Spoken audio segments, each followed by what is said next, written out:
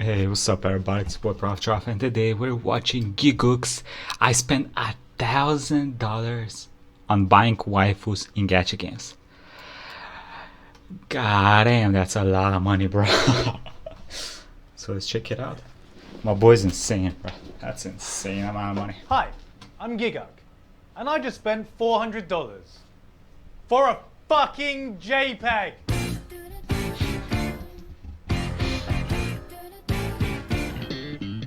The world of mobile. That's how I justify making bad life decisions.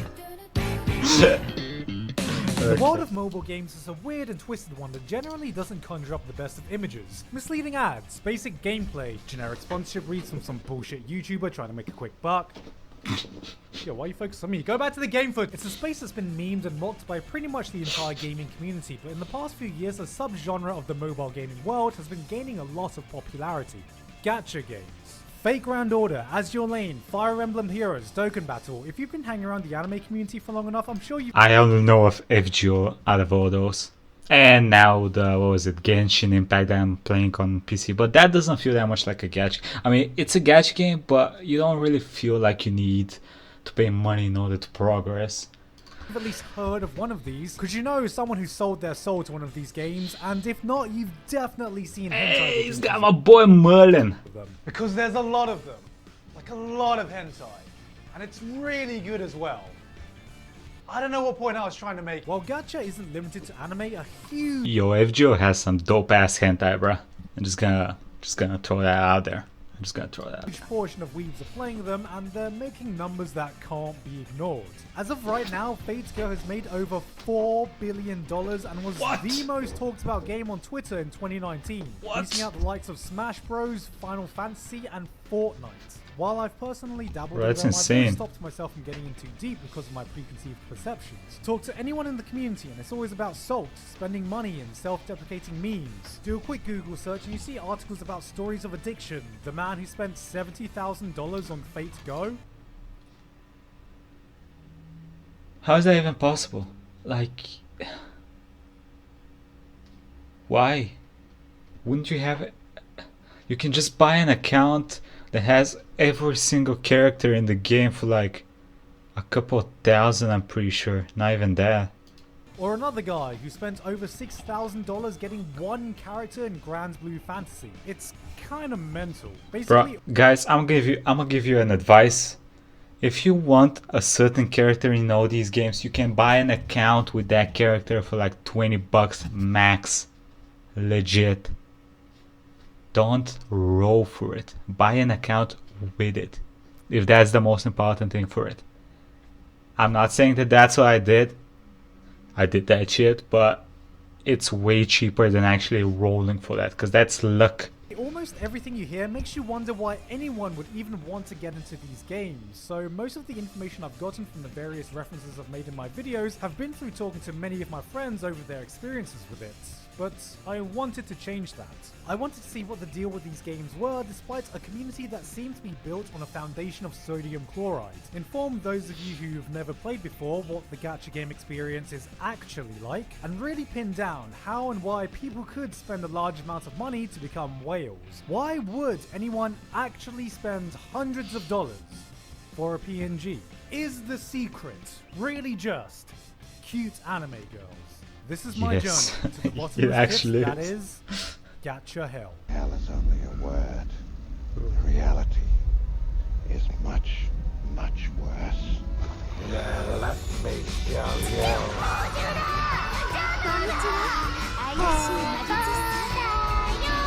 I am never gonna financially recover from this.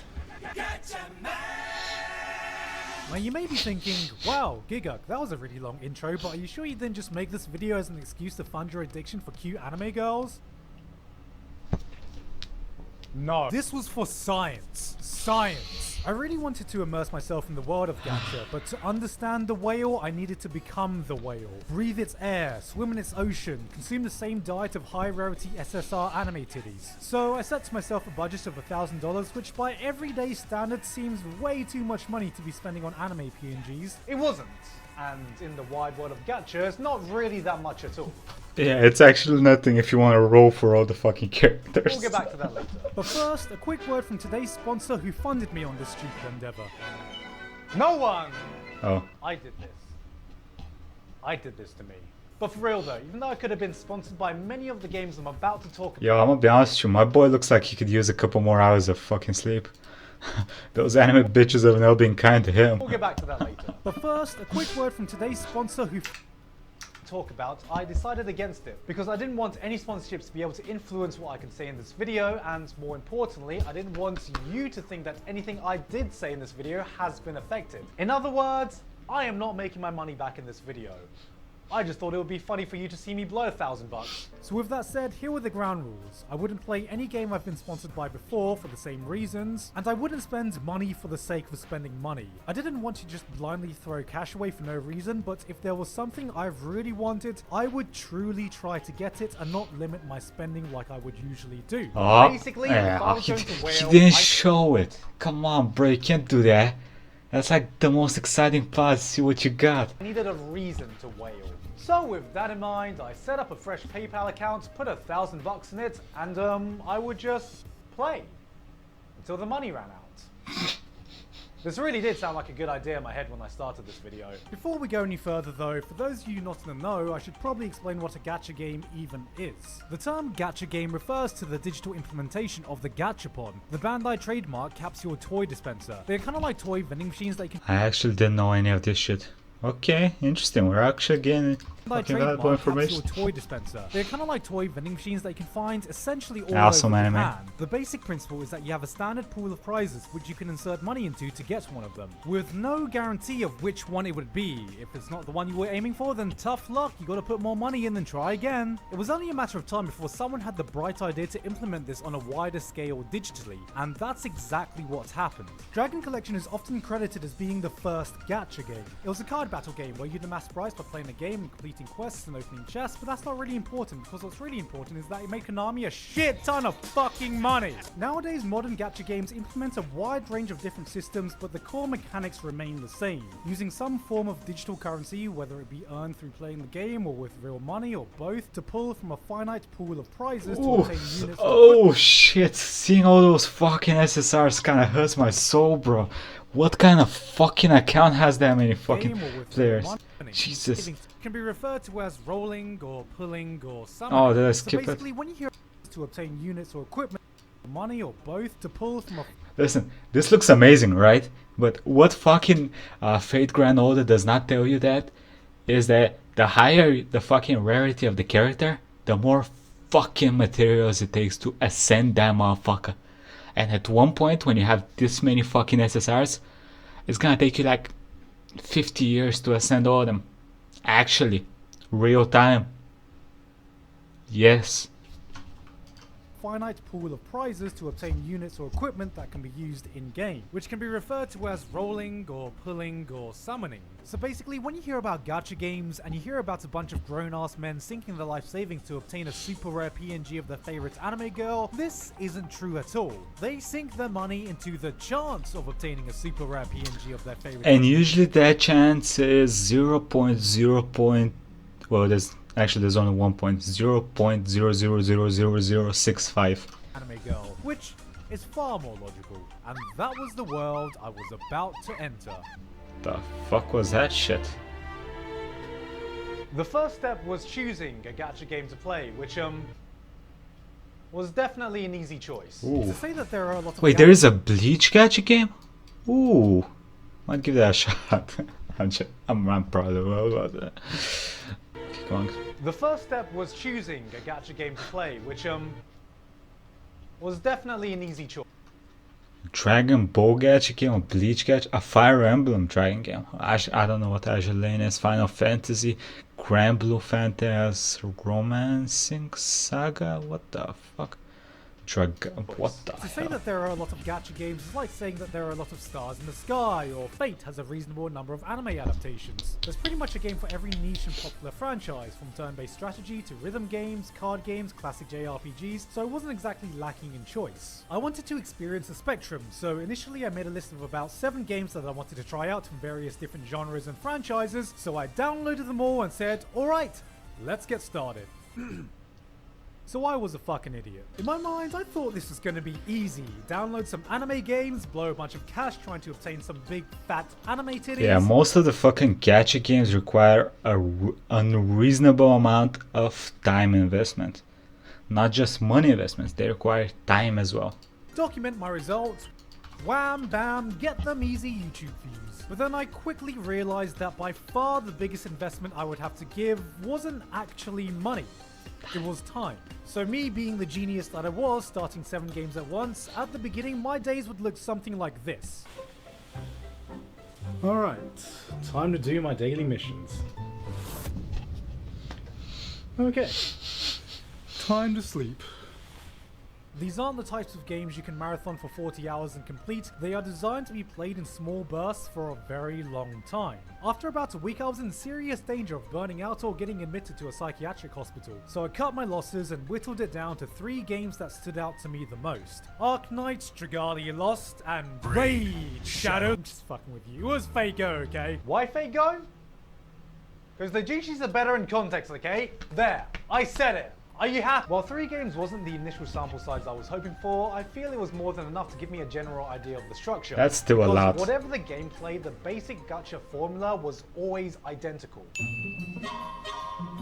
The beginning of every gacha game hits you with the sensory overload with enough shiny notifications to make you feel like an ADHD diagnosed magpie after doing a lot of Oh, code. damn, bro. It is just a cluster of information overload. Even now, look at some of the menus of some fresh gacha games I'm not familiar with and I think to myself, so where the fuck am I supposed to click to start playing the game? I didn't know what the hell I was supposed to be doing, but apparently it didn't matter because no matter what you click or what you end up doing, the game will reward you with enough virtual currency to rival a Nigerian prince. Free gold, free gems, free material. I didn't know what half the things were for, what I could buy, whether the game was trying to butter me up with resources, or if I had just found myself in a Mr. Beast video. This is what I call the welfare stage of a gacha game. At this point, it doesn't really matter what you do. You can pretty much play the game for as much as you want with no worry and just enjoy the game for the game. If you think this generosity will last, Exactly, they all start the same, bruh. You get a lot of shit, everything is easy, everything's exciting, and then you get to the fucking Knights of the Round Table, and they fuck you with a lube. All your holes getting pummeled by dicks, bruh. Fucking Gawain and his dumbass sword. forever, however, well, eventually you're gonna hit the wall. After a few weeks, you'll find that you're missing some kind of resource that inhibits your ability to progress further. Your first instinct is to probably assume that you need better units or you don't have enough daily stamina, which in gacha games is the resource that's used when you play it. But what I found was that it was the materials that would enable you to level up your units to a point where they were strong enough to take on mid to late game content. And you know, forget everything you've heard about the gacha game experience from secondhand conversations, because this is where the real gacha experience begins. Let's talk about farming. When people mention gacha games, they fucking always hate talk farming. about spending money and rolling for their waifus, but for some reason, nobody really talks about the actual activity you'll be spending most of your time doing. See, when you think of traditional JRPGs, the more you play the game, the more you grind, the more EXP you gain to level up your characters. But I'm so excited for them to release the Final Fantasy VII Remake for PC, that's gonna be fire. in gacha games, you have to use some kind of resource to do this. And then to level up your characters beyond certain points, you notice that you need special materials that haven't just been gifted to you in the welfare period. So you start doing research about how to get them, and then you notice that if you replay certain stages, there's a percentage that these materials will be dropped, which we refer to as a drop rate. So you start replaying the same stage over and over to get the materials you need, and this can take time. And so you start thinking, Like, time is not even the biggest problem. The biggest problem is that most of these games have shit combat. Like, it is not fun. The most fun I've had in a gacha game has been Genshin Impact, because that combat is actually fun. It's actually fun. Like, Fate Grand Order combat, garbage. Yes, it has a tactical how do you say it? You can use tactics, which makes it fun because you're using your brain. But sometimes when you get through the pleb enemies, it's just pressing shit, waiting for shit to happen, and waiting and waiting and waiting and waiting. I wonder if there's a way to optimize this. Now you could deteriorate your brain farming the same stage for days, or you could wait for special events where rare materials are given away at a much more generous rate that you can get by doing more farming. This is where the game turns from casual time sinker to part-time job, as you spend as much stamina as you possibly can to take advantage of the fact that you can get Ariran blocks in a few minutes rather than a few days, basically making farming a higher priority than any life essential activity. And thank you Arknights for calling your stamina sanity, because mine definitely needed refreshing after farming your summer events for 2 weeks straight. People often talk about getting too deep into gacha games, and I thought, oh yeah, that's probably when they start spending their life savings trying to get the newest shiny SSR units. So here I was, thinking I was getting into a glorified waifu collector, open wallet, ready to spend some cash to get that 2D ass. And then when I finally got into it, what I've really found myself doing was researching how to get certain materials, looking up guides, and then somewhere along the lines I ended up thinking to myself, how the fuck did a game about collecting waifus end up with me looking at a spreadsheet of percentage drop rates of different stages and precise farming guides for events so I can maximize my daily stamina so I can get the materials that I wanted? And that was the exact moment I realized I was in too deep. Now I've realized that I've been talking for about, Jesus, 2,500 words already, and I haven't made gacha games sound like the most appealing prospect. And I think I'm starting to understand why the community is so self-deprecating, because I legitimately had a fun time playing them. One of the biggest problems mobile games have is that it's really hard to make them look exciting from an outsider perspective. Like, aside from something like Honkai Impact 3, you can't really have an epic gaming montage that's like...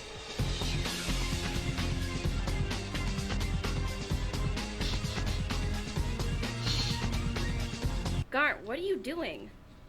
I'm gaming. So I know, the gut reaction when you hear anyone talking positively about these kinds of mobile games is to assume that it's some kind of sponsored ad read. But I'm not lying when I say a lot of these games are actually really fun and have legitimately interesting gameplay. But that can be really hard to tell at first. And that's because beginning content is so easy, it can pretty much be played by a paraplegic toddler wearing a blindfold, inputting controls with a USB steering wheel, and they could still do a full Wow. clear without breaking a sweat. So it's Bro, really hard to gauge the that's depth actually of true though. gameplay without putting a considerable amount of time in yourself to get to later game content. Like, okay, let's take Arknights as an example. On the surface, it looks like a pretty simple tower defense game with anime waifus. Pick up your units, plop them down, and sit back, let it autoplay, and just watch some anime PNGs beat the shit out of each other. But as you start progressing, the game keeps throwing new elements at you. There are new enemy types, new tiles, you can start placing blocks down. Every unit has a different specialty and different ability which can be activated manually during the game. You have limited deployment points, and if you let a unit die, you completely lose all those points, so sometimes retreating a unit at just the right moment is the difference between winning and losing a stage. Throw this all together and you can sometimes get clutch moments where you feel like you're in a diamond ranked Korean StarCraft match with all the micromanaging that you're doing. And that to me was when the game started to get really fun, when you probably start learning the depths of the game mechanics, start strategizing and having to perfectly execute your strategy in game. I didn't care too much about the story, but the challenge of clearing every stage kept me coming back. Aside from that, there are plenty of other reasons I had tons of fun with the other games. Dragalia Lost had some really good design all around, and the soundtrack was just fucking godly. No, seriously, it should be illegal for a mobile game to have a soundtrack this good, because to me, it's like the Persona 5 of gacha game soundtracks. Ooh. Pretty much every track you Okay, that's a huge comparison. I'm gonna check that soundtrack out. hear, from the menu themes to the battle Huge soundtrack, comparison. is a fucking banger. And I often just wanted to play the game just so I can listen to the music. And as for Fate Go, well, it was the oldest game, so the gameplay and design did feel a bit dated comparatively, and yet it was the game I got most invested in. And it's funny because I went into it thinking, oh, Fate? Yeah, I know Fate, where every female historical figure you've ever known is a hot girl, and every male historical figure you've ever known is a hot girl, and sometimes also a lolly. What else is there to know? But then I played and I'd forgotten that I'd originally thought the entire premise of Fate was super interesting. I actually got really invested in the world again, and while the story starts off pretty generic, the later chapters develop into something comparable to the original visual novels. So with all that said and done, you may have noticed that for a video titled I spent $1,000 on gacha games and you don't have to, I haven't talked much about spending money at all yet. and that's because at this point I hardly had or felt the need to. I'd spent a fair amount of time playing these games already, and the only thing I had bought was the beginner pack from Arknight. I was legitimately concerned that I had gone about this video all wrong and I wouldn't be able to spend close to the budget I set even if I tried. And then there were some waifus I wanted, and it all went downhill from there.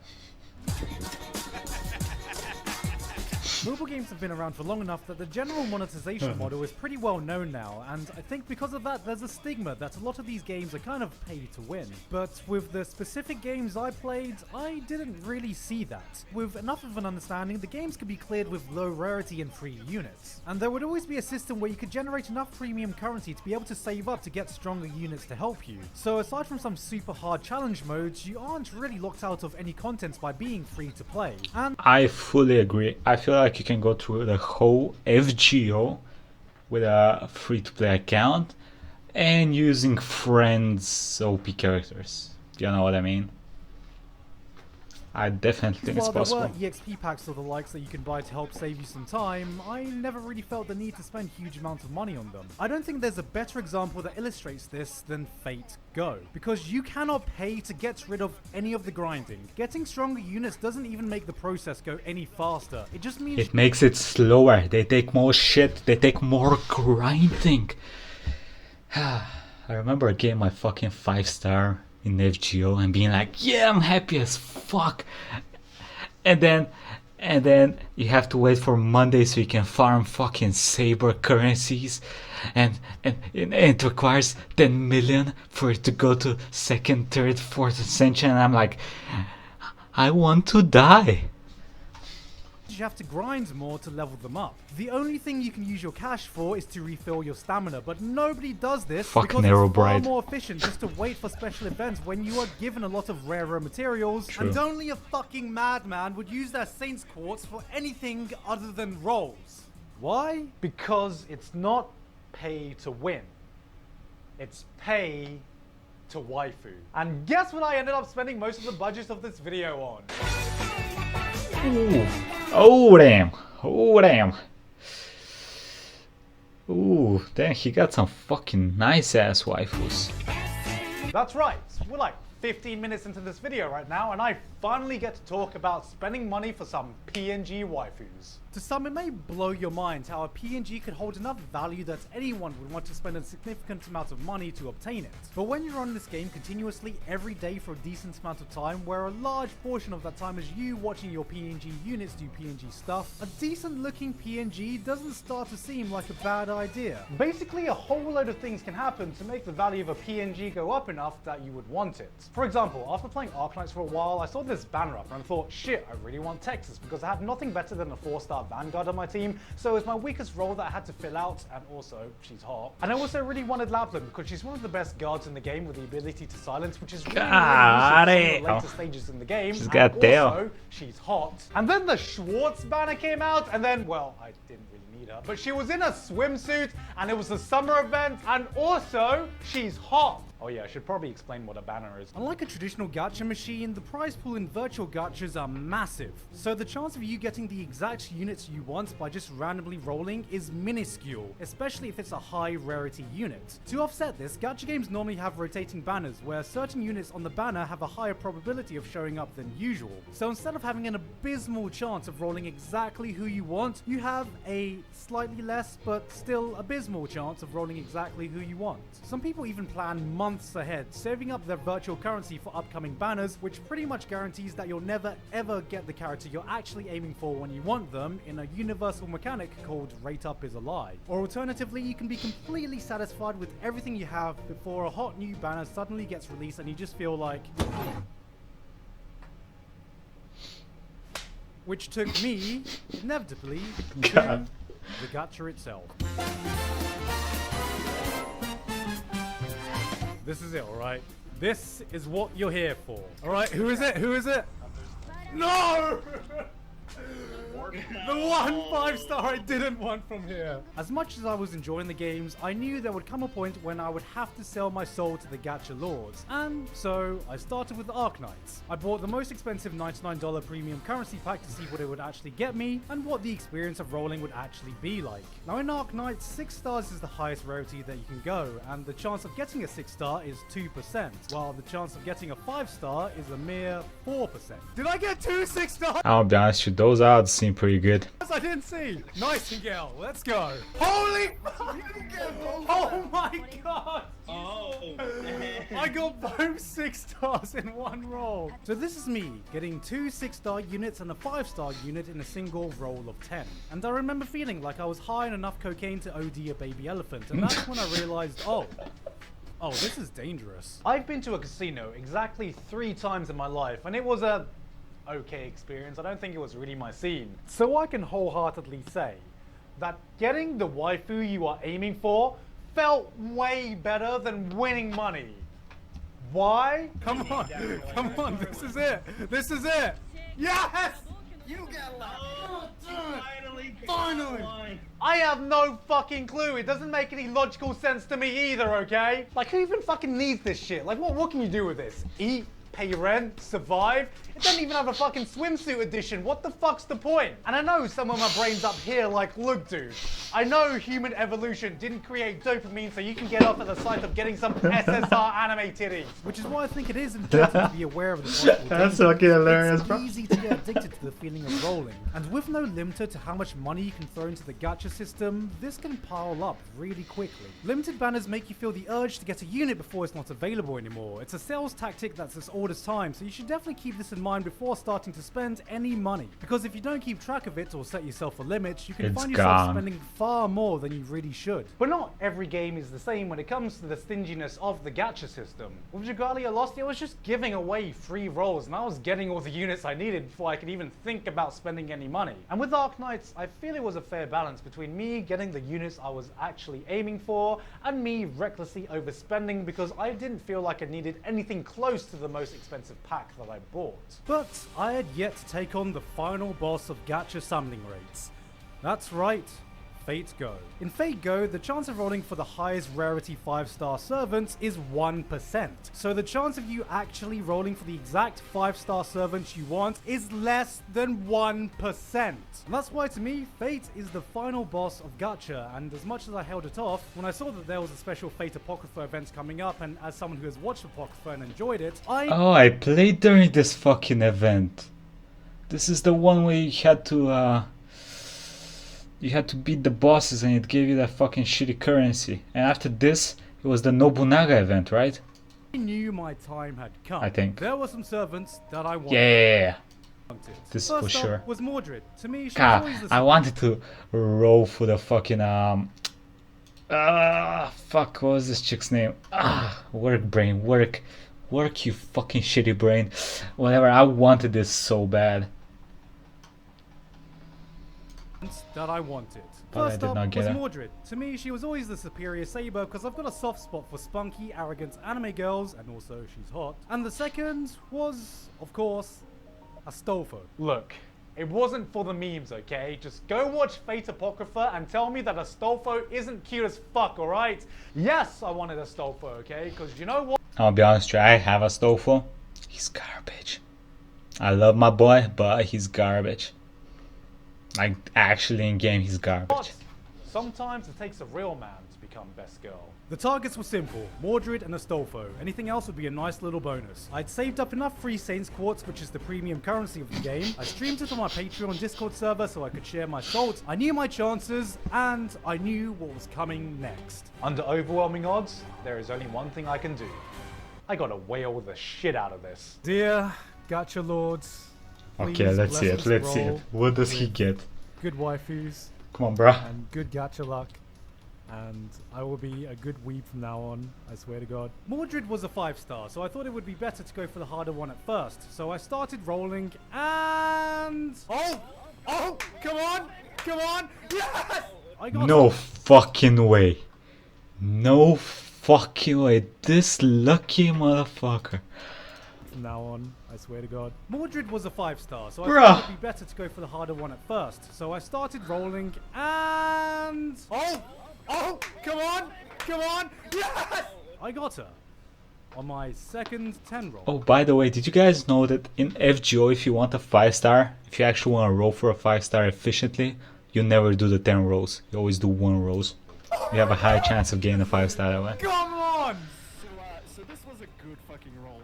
Holy fuck! I'm sure some of you Fate Go veterans will right now be cursing me for my luck, because at this point I hadn't even spent any money.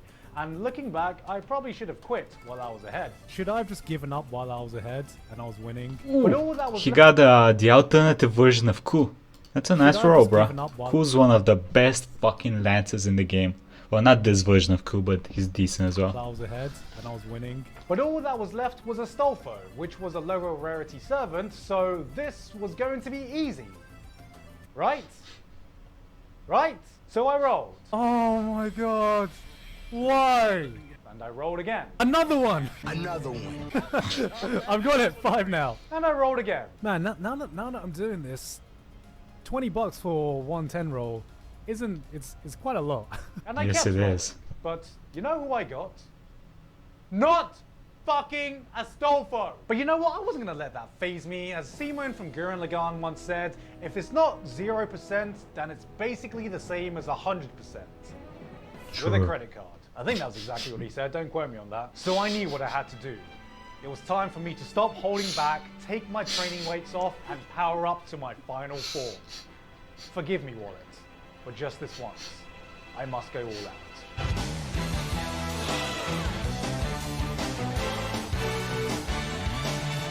Okay, if I'm doing this, I'm going all the way.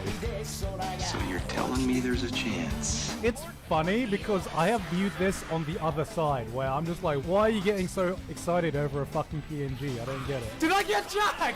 Am I? Bro, he got fucking Jack. Jack, I have Jack. Jack is amazing. Jack is a fucking beast. Like, not just cute as hell, but also an amazing fucking character in the game. Gacha heaven or gacha hell? Nice one, bro. Oh, Saber. Oh, Eh. Siegfried. Not Eh. bad. That's a lot of damage. Oh, come on. Siegfried again? What the fuck? If it's Siegfried again, I'm gonna. Oh my god. Oh my god. This isn't fun. We're done. When I say we're done.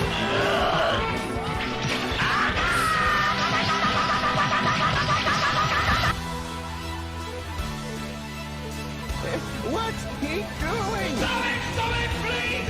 It's not worth it! It's just not worth it! Oh! Yeah! Wow. Fucking finally! Oh my god. I would love to see his disappointment when he starts actually leveling him up and when he sees his abilities and actually plays as Astolfo. I want to see that shit.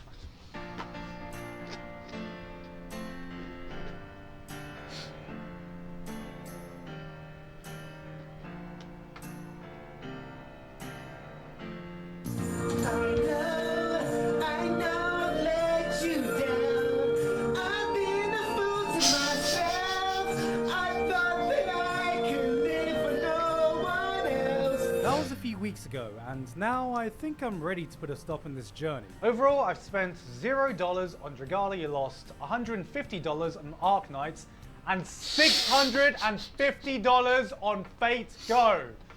400 of which was getting Astolfo. $400. Fucking $400. He isn't even that good of a servant. It's a tier 3 4-star. I spent $400 on a dick. In terms of value for money, I was pretty satisfied with what I got for Ark Knights. small dick. I spent way more Cute dick. recklessly than I normally would have, but I got pretty much everything I was aiming for and way more than I needed. And as for Fate, while I do have some pretty decent got reasons to Vlad! go for it, I Yo! do feel like it definitely wasn't worth the money I put into it. So, what did I learn from this journey? Whoever said gacha games were like drugs was a fucking liar. Because Worse. drugs are way cheaper. But also, as hard as I tried, I couldn't spend the $1,000 in the time span I was given. Sorry guys, you got clickbaited. I really was prepared to spend the whole budget for this video, and if I had kept on playing for a few months, I'm sure there would have been some character or banner that would have caught my eye that would have made it easy for me to use up the remainder of the money. But I don't feel like it would have added anything more for the purpose of this video, so I didn't see the point of holding out. I had a really fun time getting into these games.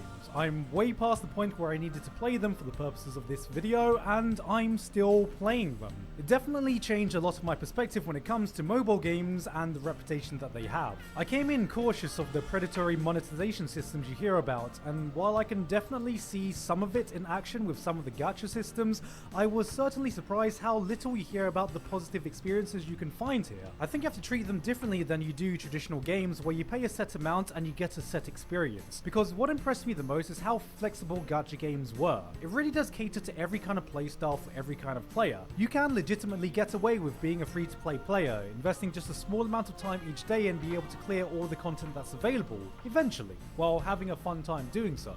There is hours and hours and hours of free content which has a lot of love and passion put into it, that you can enjoy without spending a single penny. But if you don't have the willpower, it is incredibly easy to start dumping large amounts of money into it. So I think the most important lesson is your mentality when approaching these games. If you know you have an addictive personality who wants to collect everything, it probably isn't the best idea for you to get into these games. For sure. And you should also never get into them with the intention of beating them, because that's almost fucking impossible. Instead, at best, I think you should come into these games with the mentality that they're just a casual time sink. A fun thing to do when you have a free few minutes to grind away with the occasional longer session if you want to play out the story or event quests. The amount you invest, both time and money, is completely up to you. So set yourself a limit, enjoy it in moderation, definitely don't spend beyond your means, and you'll have a pretty fun time. In the grand world of gacha games, $1,000 is hardly anything, and there are people out there who spend thousands or even tens of thousands of dollars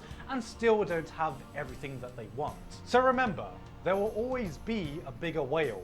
No matter how much you think you whale, you are merely a deformed dolphin swimming in your shitty little fish tank, while somewhere out there exists a leviathan or maybe a world serpent who digivolves into a galaxy-spanning Tengen Tupper Gurren Lagann.